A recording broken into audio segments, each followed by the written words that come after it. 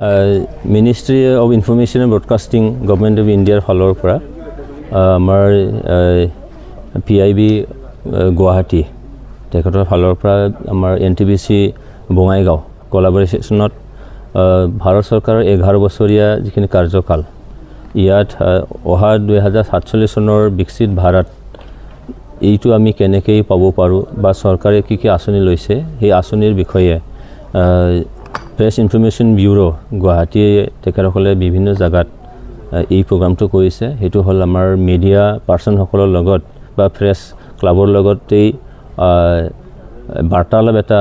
কাৰ্যসূচী হাতত লোৱা হৈছে আৰু সেই বাৰ্তালাপত নিশ্চয়কৈ এটা পেনেল এটা ডিছকাশ্যনো হ'ব যে ভাৰত চৰকাৰে লোৱা আঁচনি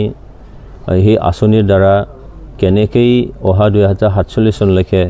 ভাৰতক বিকশিত ভাৰত অৰ্থাৎ মানে বিকশিত ভাৰত আৰু ডেভেলপ ইণ্ডিয়া কেনেকৈ বনাব পাৰে আৰু ইয়াৰ কথাখিনি যাতে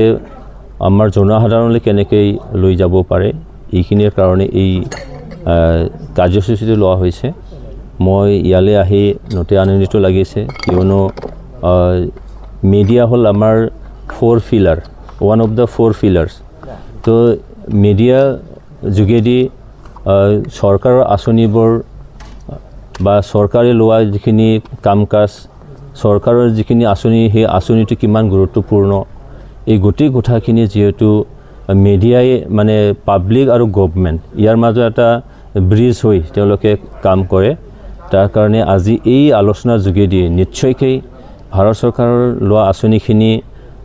যাতে লাষ্ট ৰিচৰ্ট লিখে একদম লাষ্ট পাৰ্চন লিখে যাতে সেই বাৰ্তাটো লৈ যাব পাৰে তাৰ কাৰণে নিশ্চয়কৈ সহায়ক হ'ব। মই আশা ৰাখিছোঁ নৰেন্দ্ৰ মোদী আমাৰ এজন ডাইনামিক লিডাৰ ভিজনাৰী লিডাৰ তেখেতে যিখিনি আমাক গ'ল ছেট কৰি দিছে যে অহা 2047 চনত ভাৰতটো বিকশিত ভাৰত গঠন কৰিব লাগে নিশ্চয়কৈ যিখিনি আঁচনি ভাৰত চৰকাৰে লোৱা হৈছে ইয়াৰ দ্বাৰা সেইটো পাবলৈ সক্ষম হ'ব মোৰ দৃঢ় বিশ্বাস। आज इधर NTPC बोंगाईगांव में हमने एक रीजनल क्षेत्रीय मीडिया कॉन्फ्रेंस रखा है। PIB Guwahati press information Guwahati और NTPC बोंगाईगांव ने मिलके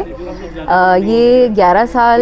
के ऊपर जो सरकार के 11 साल कंप्लीट हुए हैं उसके ऊपर हमने एक वार्तालाप किया है जिससे मीडिया को हम जानकारी दे सकें कि 11 साल में क्या क्या हुआ है सरकार ने और क्या क्या किया है, स्पेशली यूथ वेलफेयर और एम्पावरिंग अमृत पीढ़ी को लेकर। और यही नहीं हमने मीडिया से भी हम इनपुट चाह रहे थे कि किस तरीके से ये इन स्कीम्स का इम्प्लीमेंटेशन हो पा रहा है BTR रीजन के अंदर। और हमारे साथ यहाँ पर MP कोकराझार जुड़े और श्री विल्सन हासदा जो EM हैं BTC के वो जुड़े और senior officials central government organisations के जुड़ के उन्होंने अपना जो जानकारी है अवेयरनेस है वो साझा किया सारे मीडिया जर्नलिस्ट के साथ। हमने यहाँ पर एक आयुर्वेदा कैंप भी होल्ड किया कारी गुवाहाटी की तरफ से सारे मीडिया पर्सन्स के लिए और हम बस चाह रहे हैं कि आफ्टर दिस इवेंट एक फ्रेंडली बैडमिंटन मैच खेला जाए मीडिया पर्सन्स के साथ। तो सब लोगों का जुड़ने के लिए खूब खूब शुक्रिया। Thank you.